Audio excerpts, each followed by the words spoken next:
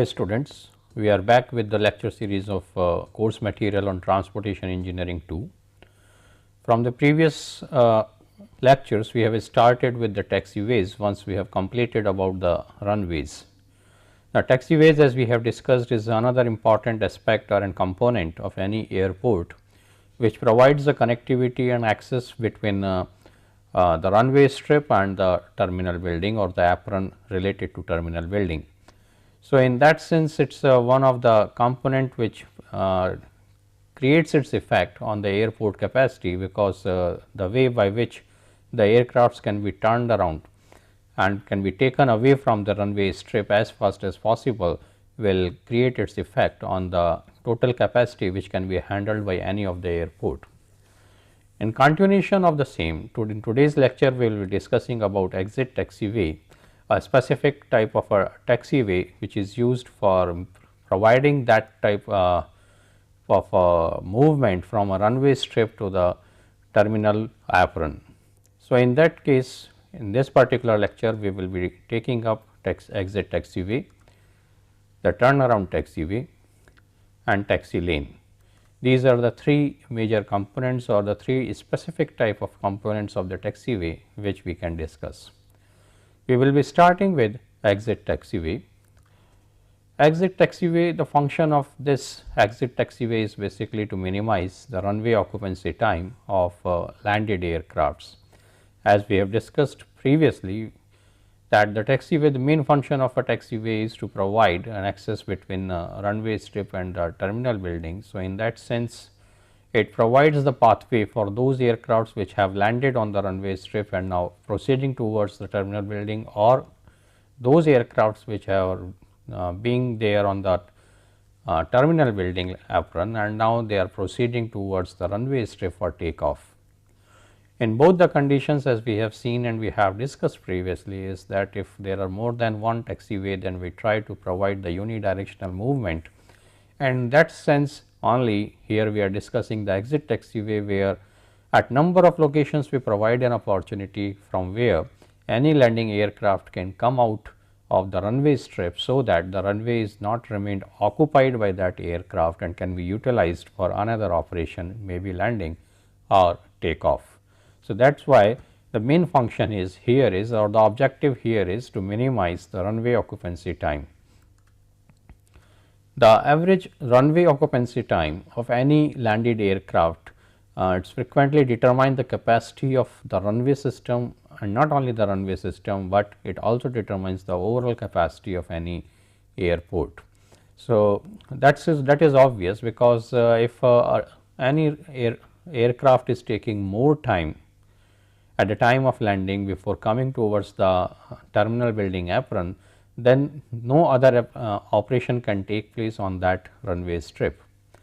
So, it means we are reducing the overall capacity of not only the traffic handling capacity of the runway strip, but also of the airport.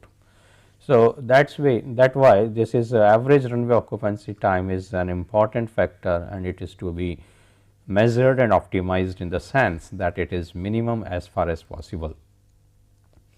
Now, when the angle of turnoff is of the order of 30 degrees, then the term high speed exit or rapid exit taxi lane is used.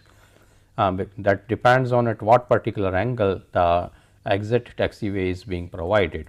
If this is being provided at an angle of around 30 degrees, then we say that this turn will be taken up at a higher speed, and that is why this is a high speed exit or a rapid exit taxiway.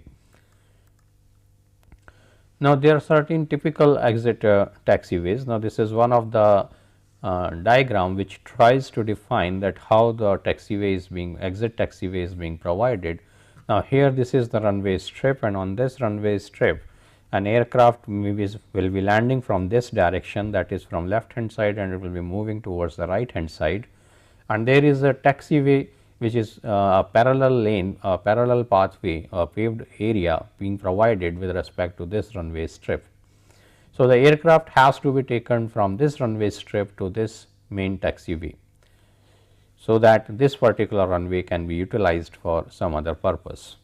So, in that sense a connectivity is being provided between this taxiway and this runway strip, and this is what is this type of a connectivity.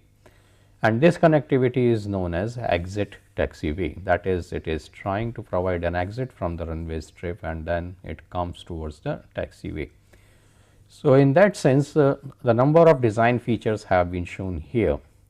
This is the runway strip which is in natural condition, whatever is the width being defined, like here we have the width being defined here is 45 meters, which is for the higher category of an airport, and at this level the angle of turning from this side, this is 35 degrees, whereas accordingly from this side it is 180 minus 35 degrees. And here the two curves are being provided. There is one curve which is known as the entrance curve. The length of this entrance curve is L1 with a radius R1, and the degree with which this turn is taking place is defined by D1. Whereas there is a circular central curve which is provided in this location, and this is having a length L2 with a radius R2 and a deflection angle as D2. So, there is a relationship between this deflection angle D2 and another deflection angle D1, and that is we can calculate them, as we will be seeing when we will be computing the values for all these different design parameters. Now, in this particular location where there is a turn at this point, as we have seen previously, or we will be looking in today's lecture too, that if there is any plane which is taking a turn, then there are different ways by which it can be done. Either the nose may be moving along the center line of the pathway, or there is another method in which the pilot uses the judgmental approach and tries to negotiate that curve, wherein the nose gear will be going away from the center line, but at the same time the inner gear of the main gear on the wing will remain within the area which is away from the inner side of the pavement. So, in that sense there is always a possibility, depending on the type of the method, that we are moving away from the edge of the pavement, and therefore, this paved area is to be provided, which is known as fillet. So, there will be extension of this paved area towards the inner side, and that particular area will be termed as the fillet area.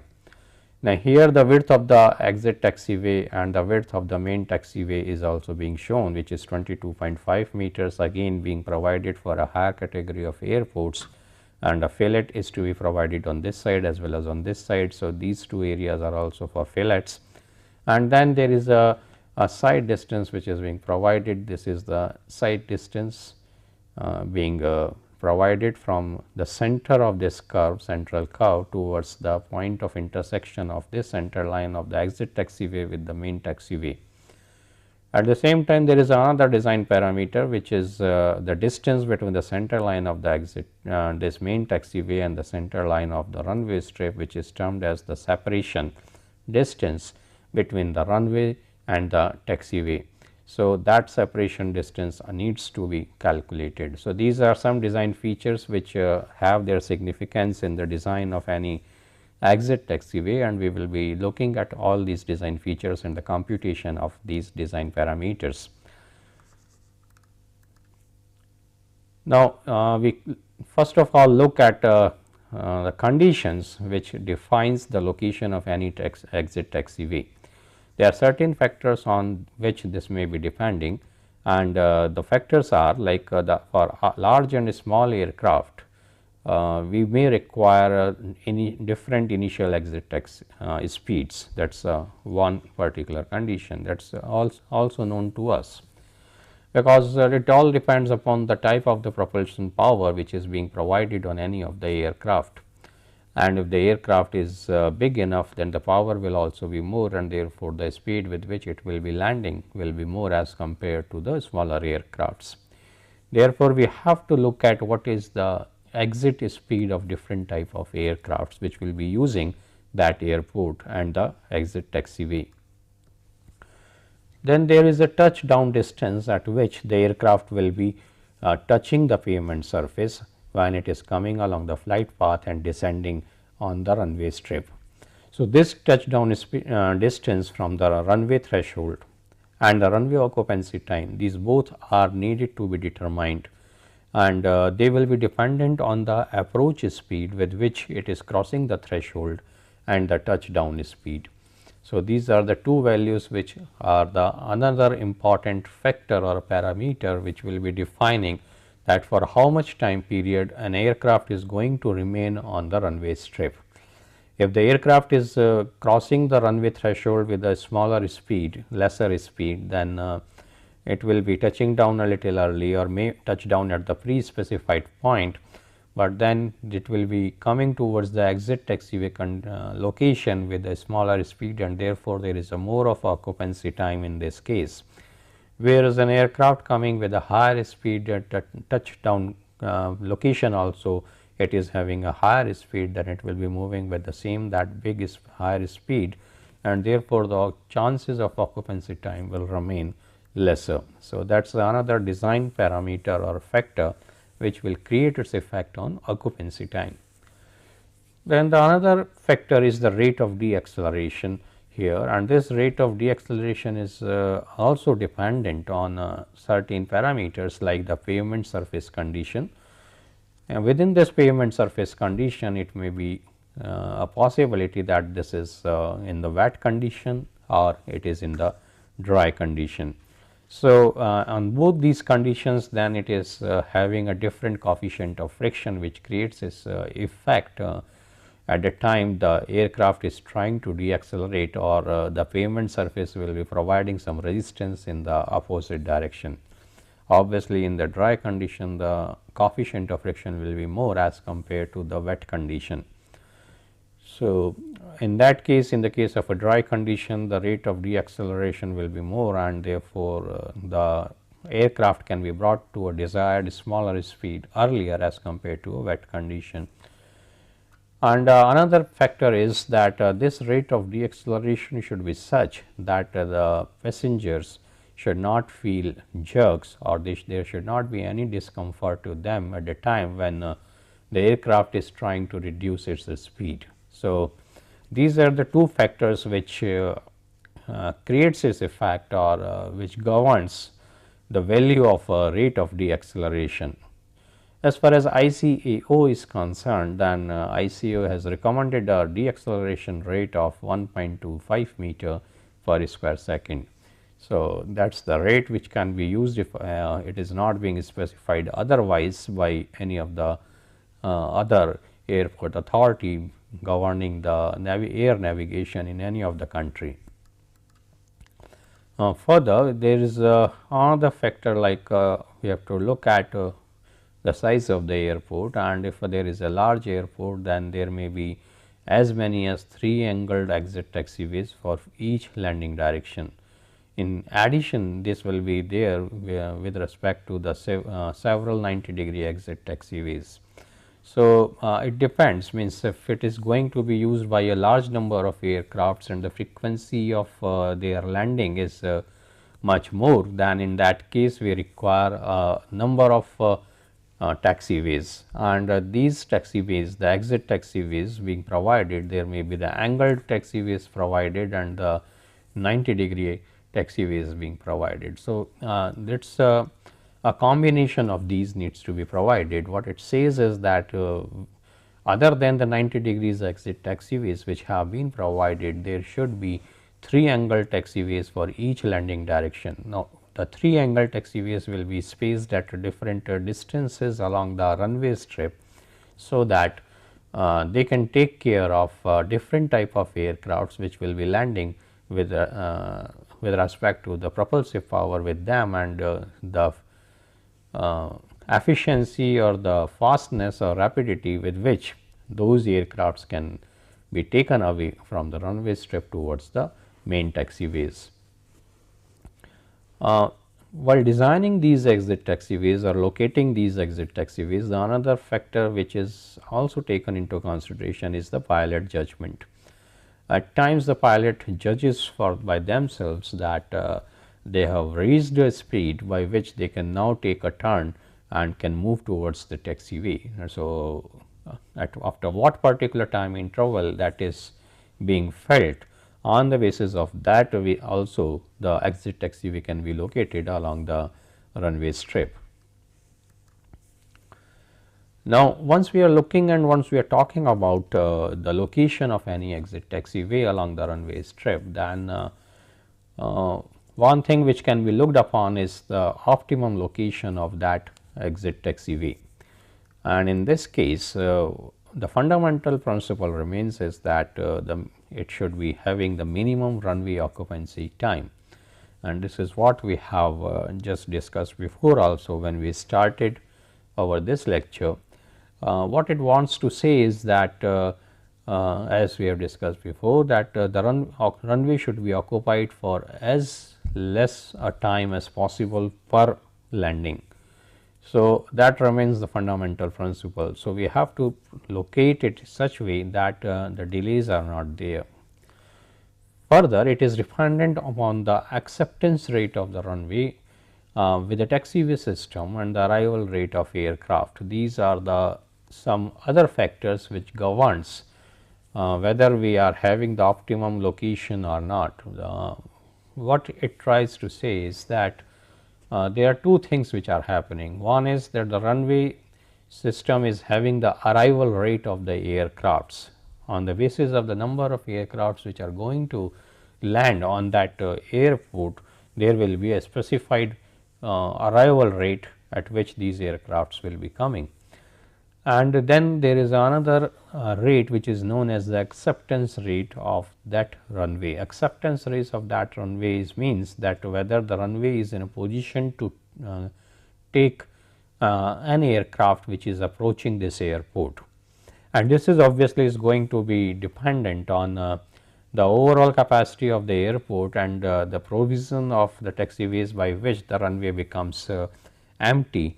And when there is no other aircraft on the runway strip, then the next aircraft can utilize that for landing. So, therefore, the acceptance rate of the runway strip and the arrival rate of the aircraft on the airport, these are the two things which will be governing the occupancy time and the optimum location. The runway occupancy time then in that case can be treated as consisting of two parts. One is that from the threshold to the touchdown, and another is from touchdown to exit. That is the two main constituents of computing the runway occupancy time. As we have discussed that an aircraft, if this is the runway strip and then the aircraft is landing from this side. So, if this is the end of runway strip, so that is the threshold, and if the aircraft is crossing this threshold and is touching the runway strip somewhere here. So, how much time it has taken so as to touch this runway, this particular touchdown point. So, that is one of the time period, and then once it has touched here and there is an exit taxiway being provided here. So, how much time it takes to reach from this touchdown point to the exit taxiway, so that it can take a turn around and come out of the runway strip. So, in that sense, the total occupancy of this runway strip will be constituting of two components. One is the time being taken between threshold and touchdown point, and another is the time being taken from the touchdown point to the exit condition. So, here it is going to be controlled by the speed with which the aircraft is crossing the threshold, and here it is going to be controlled by the touchdown speed and the speed of the exit. So, these are the two speeds which will be there. So, here it is speed from threshold to the touchdown. So, we will be taking three speeds into consideration in that sense. So, if we want to compute the distance from the runway threshold to the exit speed condition, then it will be given by the value as E is equals to, that is the distance for the exit condition or distance for the exit taxiway will be equals to STD, where STD is the aircraft touchdown distance, that is once it has crossed the threshold and touches the pavement at some point, then within that particular those two points, whatever is the distance being covered, that is STD plus it is V TD square minus VE square divided by 2A. So, here this VTD is the aircraft touchdown speed, the speed at which it is touching down the pavement surface, and V is the aircraft exit speed at which it is coming out of the runway strip. And this A, this is the average runway deceleration rate from touchdown to the exit speed. So, on the basis of this value, so if this is known to us depending on the speed between this is the aircraft touchdown distance, that is the distance being known most of the time, because this is defined that for this type of an aircraft it is going to touch at this position based on its flight path and based on its speed at which it is crossing the threshold. So, that is known generally, and therefore, this value can be taken directly. Otherwise, this can also be computed on the basis of the speed of an aircraft at the threshold point and the speed of the aircraft at the touchdown point. So, with respect to those two speed, we can compute the value. Now, this occupancy time which we have been discussing from the runway threshold to exit speed consists of the flight time from the runway threshold to touchdown point, because here now if we are interested to find out the time, in the just previously what we have seen is the distance which is being moved, and that distance probably is the overall distance which is required for locating the exit taxiway. So, after reaching that particular distance, then exit taxiway can be provided at that location, and which will be probably the optimum location for that aircraft. Now, the another thing which we are interested in is to minimize the occupancy time, and in that sense it is going to be consisting of like the flight time from the runway threshold to the touchdown point. That is the one aspect as we have discussed. Another thing is the time required for the nose gear to make contact with the pavement surface, because when it touches down the pavement, the aircraft, then at that point it is the main gears which are provided below the wings. So, first of all those main gears touch the ground, and once they have touched the ground, then after that slowly the nose gear touches the ground. So, there is some gap between this whole movement, and this is usually 3 seconds. So, it means we have to take this 3 seconds into consideration, and then there is a time to reach the exit speed from the touchdown speed. So, there is a change from touchdown speed to the exit speed, where the exit speed is lower than the touchdown speed, and that is happening after the nose gear has contacted the pavement surface and the brakes have started being applied. So, when in that particular condition, then we are looking at this changeover. And another is the time required for the aircraft to turn off on the exit taxiway and clear the runway.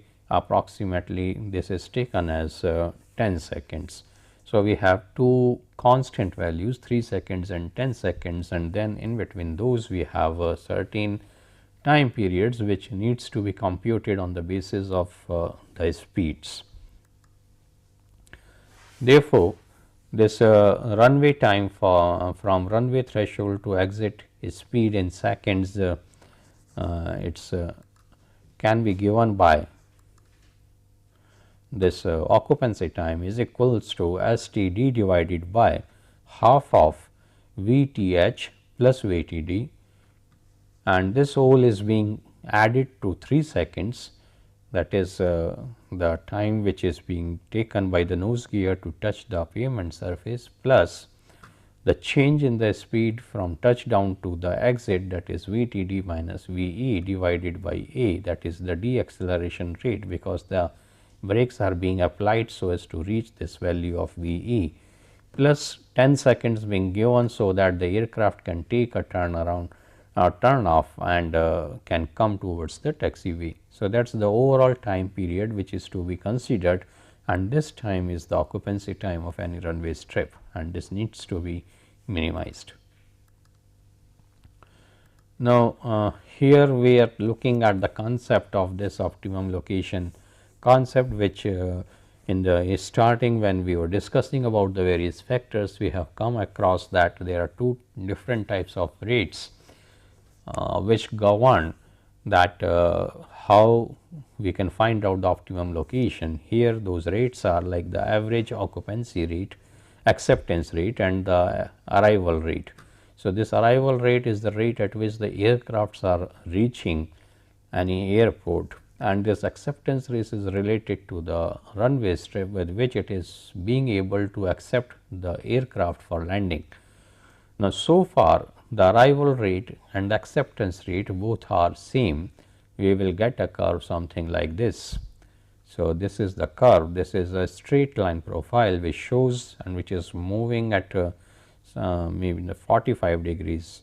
So, this shows that whatever is the rate the aircraft is being accepted in this system. But then after some time, after some particular rate, the condition will come wherein the arrival rate will remain, but the runway strip is not in a position, or the overall airport is not in a position to accept further aircrafts. It means now at this particular position, though if both the things would have remained same, then this should have been the curve, but here now because that is not the condition. So, the arrival rate remains the same, that is it is coming with the same rate still as like this, but the acceptance has reached the saturation point, and therefore, there is no further possibility of accepting any other aircraft on this airport, and therefore, it becomes constant like this. So, at this point where it becomes constant, where still the arrival rate is increasing, that then this point is known as the balancing point. That is, the aircraft this airport is in a position to accept the number of aircraft which are going to be defined by this point of intersection or this point of changeover in the value of acceptance rate, where the acceptance rate becomes constant. So, this is the number, this is going to define the overall capacity of any airport in this particular way.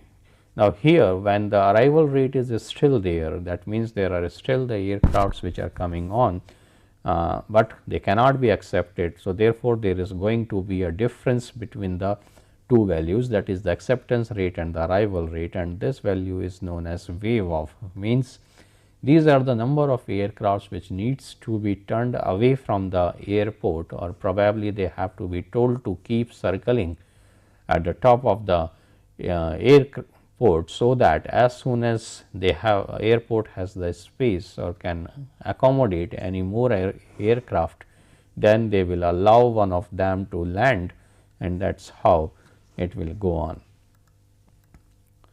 So, in this case, if the runway is capable of accepting all the aircrafts up to a certain arrival rate, that is if these two rates are same, then this particular point at which this relationship becomes valid, or up to which this relationship becomes valid, is known as the balancing point. That is already we have seen in the figure.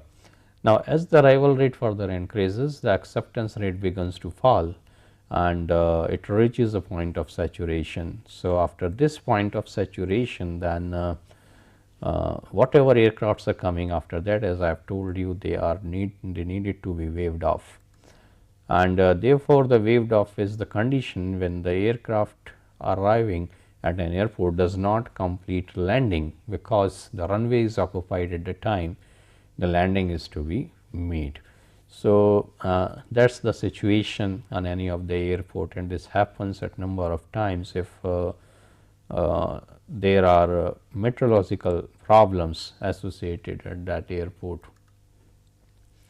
Now, this exit location of the taxiway is to be oriented such that it yields the highest possible rate of acceptance, and if we can orient in this form, then this condition is known as optimum location. So, that is how we can locate the optimum location of any exit taxiway. Now, within this exit taxiway, now FAA recommends that the following optimum distances of the taxiway from runway threshold can be taken up depending on what type of aircraft is going to use any airport. Like in this case, if there is a twin engine propeller driven transport aircraft with a large twin engine general aviation or aircraft, these are the two type of the aircrafts. If they are there, then as per FAA, the optimum distance of the exit taxiway from runway threshold is 750 meters. Whereas, if there is a 4 engine propeller driven transport aircraft or a turboprop or a twin engine turbojet, then in that case it requires 1200 meters as a distance. Whereas, if it is a large turbojet transport aircraft, then it requires 1800 meters. So, as the size of the aircraft, as the propulsive power of the aircraft is increasing, keep on increasing, that this distance also keep on increasing. So, in this case we look at that there are certain corrections which needs to be provided for the optimum distance of any exit taxiway, and one such correction is for the altitude and temperature, and this is given by this equation SSC, that is the correction for the distance S is equals to S plus m multiplied with the 76 divided by p, and it is further multiplied with 4.92 plus 1.8 times of t, and it is here divided by 5.19, and then the whole value from whole of the value m is subtracted, that is minus m. Now, whatever these abbreviations which have been used here, we look at those abbreviations, and they are: S is the distance from the runway end to the exit taxiway on a standard day in meters, m is 150 for turbojet, and for others it is 195. P is the standard air pressure in centimeters of mercury. T is the average temperature of the hottest month.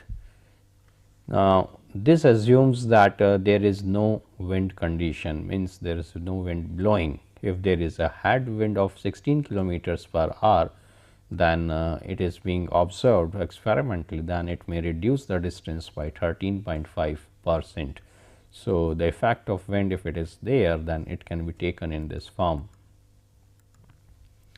Now, some of the common taxiway intersection designs and details have been shown in this figure, where this is a T sort of a junction. We have the taxiway being provided here, and this is the exit taxiway being provided. So, we have a curve from this side as well as from this side, and this is the width of the taxiway, whereas this WT is the width of the exit taxiway, and here after this is a straight portion, and then after that the flaring starts, it goes up to a length L, whereas here also up to a length L. Then we have a point of rotation that is, and this defines the radius r.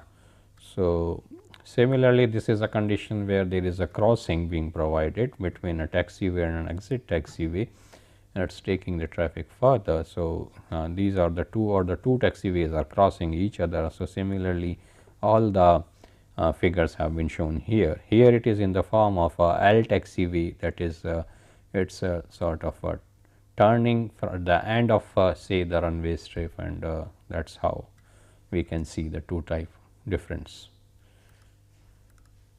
Now, another thing which is related to the exit taxiway is its geometric values, and these geometric values are defined by the airplane design group. And here what we see is that the width ranges from 7.5 meters for a design group category 1 to 30 meters for a design group category of 6, whereas the edge safety margin again in meters varies from 1.5 meters at a minimum to 6 meters at the maximum.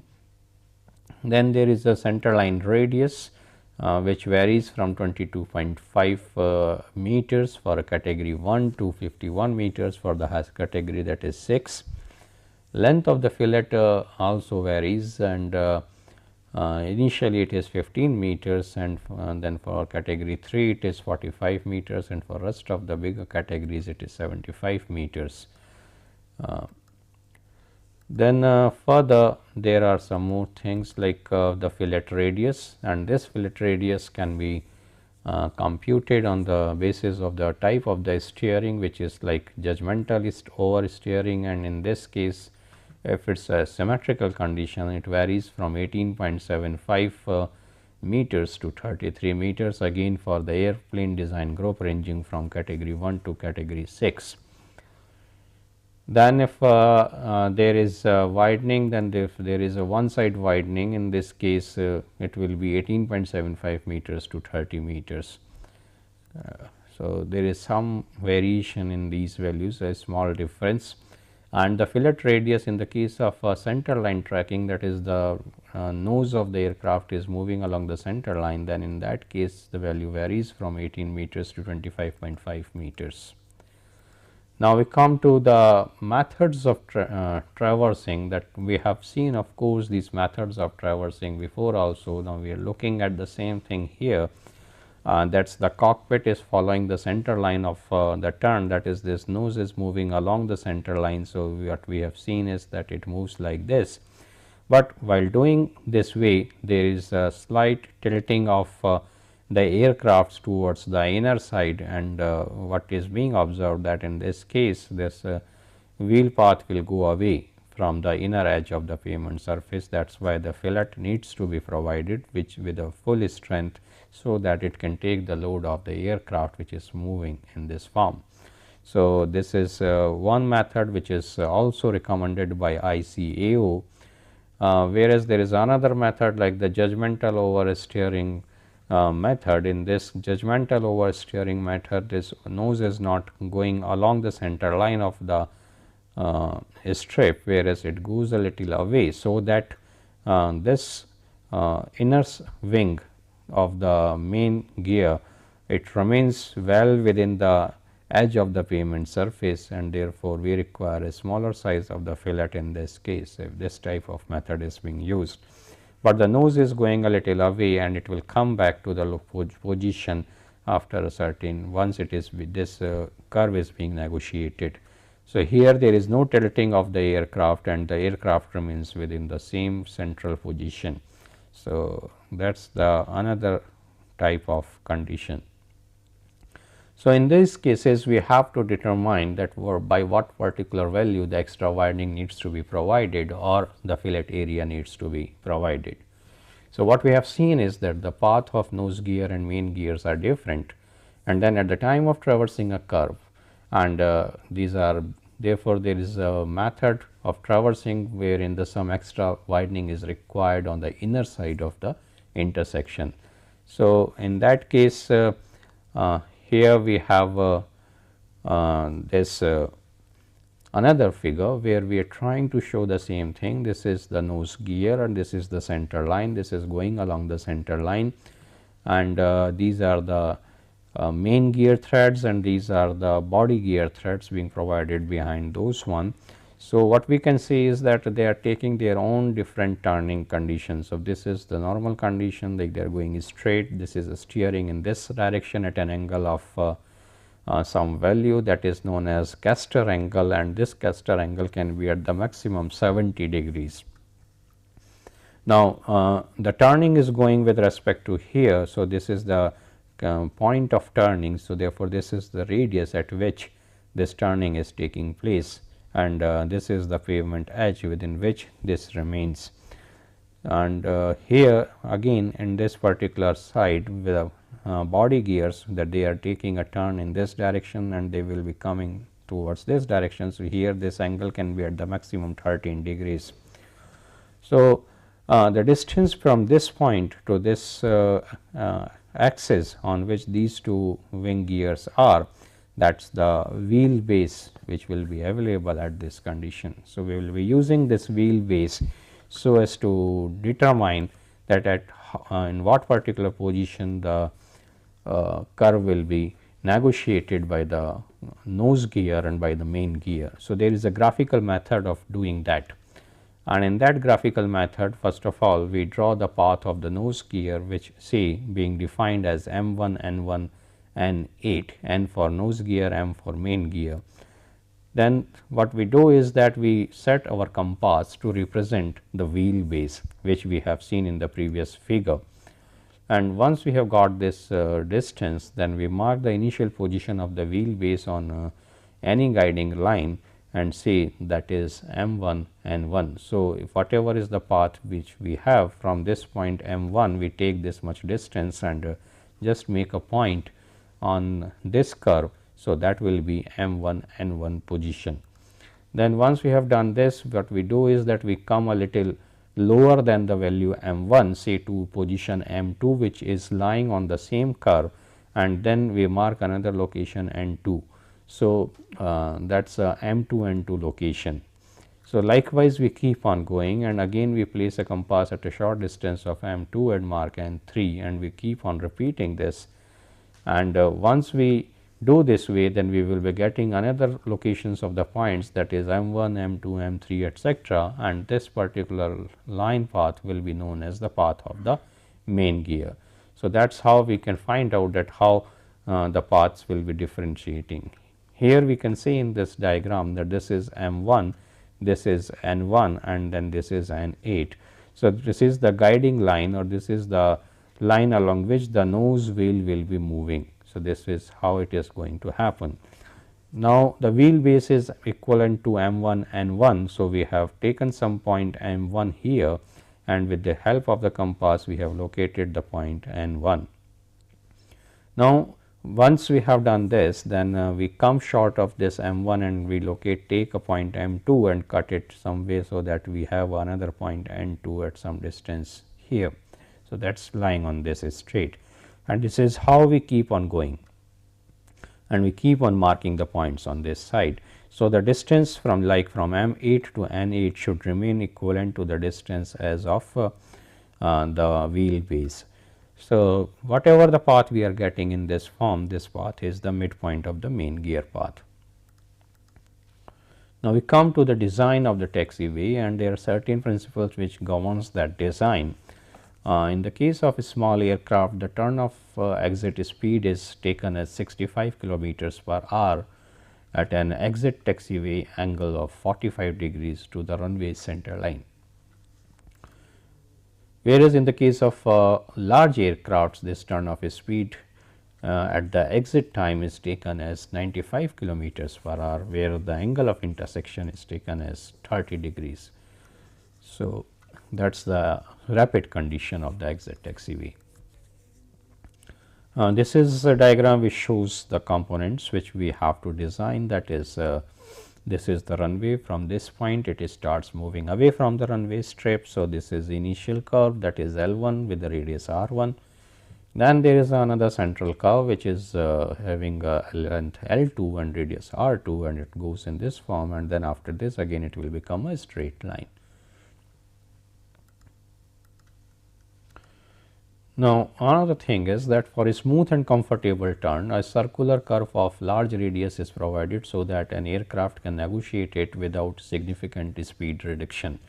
That is the thing which we have seen as another curve, that is central curve with the length L2 and radius R2, and the radius of this one can be found out by a formula V square divided by 125 F, where V is the speed on turning in kilometers per hour, that is the speed with which it is taking a turn or exiting, and F is the friction factor. Usually this friction factor is taken as 0.13, and then this R2 value can also be computed by using the Horenzef formula, which is 0.388 W square, and this is divided by half of T minus S, where this W is the wheel base length of the aircraft in meters, and T is the width of taxiway pavement in meters, and S is the distance between center of main gear and edge of taxiway pavement, again in meters. Now, There is a slightly widening entrance which is provided, which is gradually tapering to the normal width of the taxiway, and this is preferred, and the fillets are also used for widening. In the case of this compound curve is provided, then it reduces the wear on the nose gear and it is relatively easier to lay in the field.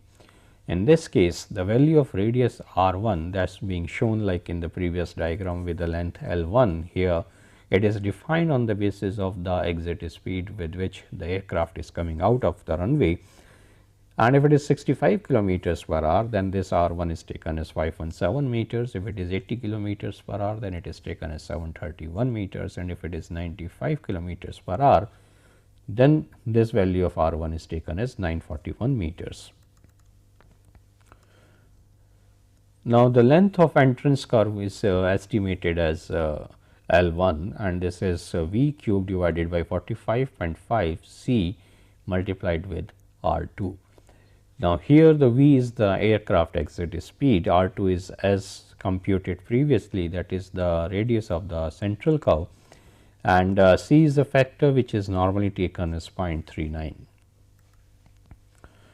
Now, the deflection angle for the entrance curve, that is for the initial curve of the compound curve, is d1, and this can be computed as given by this formula like 180 into L1 divided by pi into R1, and we know the R1, we know L1, so we can compute the value of d1. Now, the length of the central curve is computed by the formula pi into R2 into d2 divided by 180. So, these are all on the basis of the properties of the circular curve only. Now, here d2 is the deflection angle of the central curve, and this can be computed by taking the coster angle or the turning angle and subtracting d1 from this value. R2 is the radius of central curve. Then there is a side distance which needs to be provided, and this side distance defines the stopping distance basically, because this is the point up to which the aircraft can be stopped without any accident taking place. So, therefore, this governs the comfortable deceleration rate with which the aircraft is deaccelerating and leaving the runway strip. And this can be computed by the equation as shown here, that is as d is equals to v square divided by 25.50 multiplied with d, where this d is the average rate of deceleration, and if it is not known, then it is generally taken as 1 meter per square second. In the case of ICAO, that is being defined as 1.25 meter per square second. Now, in the case of smaller airports, the air traffic may not be sufficient to justify the construction of parallel runways. So, in those cases, then what we provide is the turnaround taxiway, where the taxiing is done on the runway itself, and a turnaround is provided at the end of the runway strip. So, that is the condition which is termed as the turnaround taxiway. These also serves the purpose of holding apron, means this is a type of the apron which is to be provided, which we will be discussing in the coming lectures. But what we can understand here is that it provides the condition where an aircraft can be stored for some time period if there is an emergency. So, that is what a holding apron is. Therefore, it also helps in the way that it can be used as holding apron.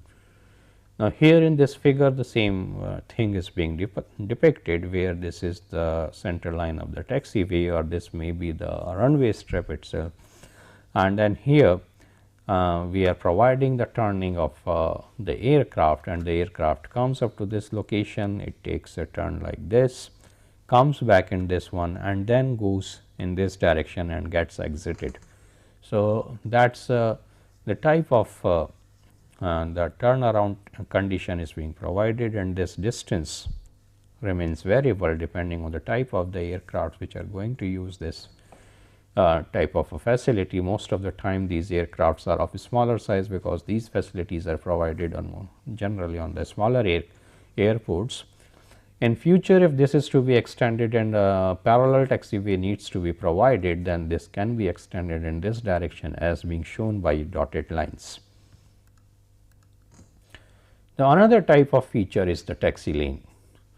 In the case of taxi lane, this is a portion of the aircraft parking area here being used for access between the taxiways and the aircraft parking position.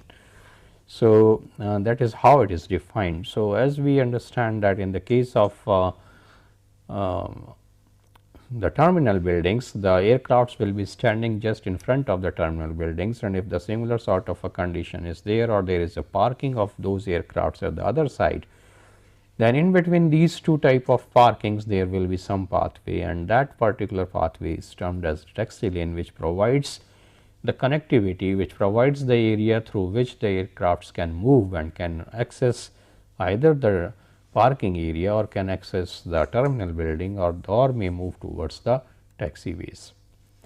Now, as far as ICAO is concerned, it defines this taxi lane as an aircraft stand taxi lane as a portion of the apron intended to provide access to only the aircraft stands. That is how it defines it. It simply speaks about the aircraft stands to which the aircraft will be moving, and whatever portion of the taxi lane is used for that purpose is taxi lane. So, in this photograph a taxi lane is being shown. Here we can see that there is a terminal building on this side along with the terminal building on this side, and these are the gate positions being provided where the aircrafts can stand and the passengers can board the aircraft. Similar is the condition on this side. We can see the aircraft standing on this position and on this position, and then here we have the runway strip at the farthest condition where we can see the takeoff aircraft and the landing aircraft simultaneously coming doing on the two different runway strips. And then this is the taxiway being provided. Here is another taxiway being provided. So, there are the parallel taxiways on which different aircrafts are moving. So, in this case there is a connectivity being provided from these taxiways to this parking area, that is this apron as well as this terminal apron. So, we have the terminal apron on these two sides, and the aircraft is moving in between these two areas, and this particular area is known as taxi lane. Here is another figure where the concepts have been shown that this is the runway strip and these are the two parallel taxiways being provided, and as we can see that there is a unidirectional movement on these taxiways, the aircraft moving towards the left on this one and towards the right on this one, so as to increase the safety as well as efficiency of the airport. And then from this particular taxiway, then there is a connectivity being provided to this terminal building on which the aircrafts are being the aircraft stand is being provided on this side and this side for boarding of the passengers, similarly on this side. So, whatever the space is being left in the center, so that this aircraft can come to this direction and move towards the taxiway, or from this side it can come to this direction and can take a position on the stand there. So, this area is the taxi lane. So, some of the details have also been shown that what is the distances which needs to be provided here. This is another close up of the same condition where we have the taxi lanes, two taxi lanes being provided with their center lines like this. So, in this case if we have to design this taxi lane, so what we needs to consider is that the minimum taxiway center line to center line to taxi lane center line separation is provided as 1.2 times the wingspan of the most demanding aircraft plus 3 meters. So, that is how we can compute the value between the two center lines.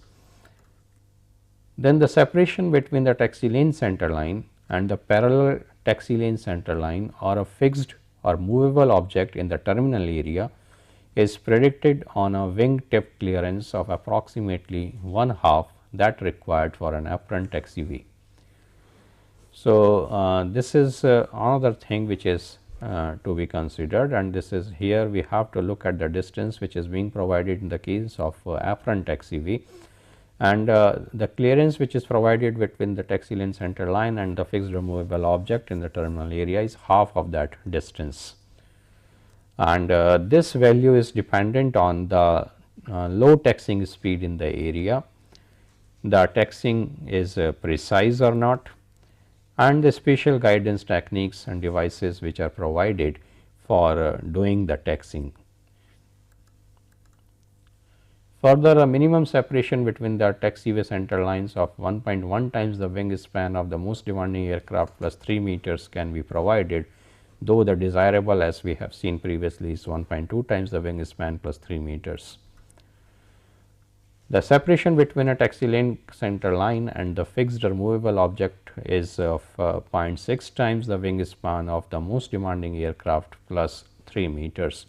So, everything is going to be governed by the wingspan of the most demanding aircraft or the biggest aircraft which is going to generally utilize that lane or that airport.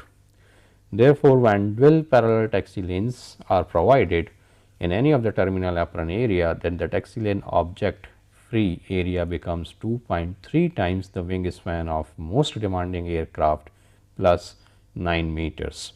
So, that is the overall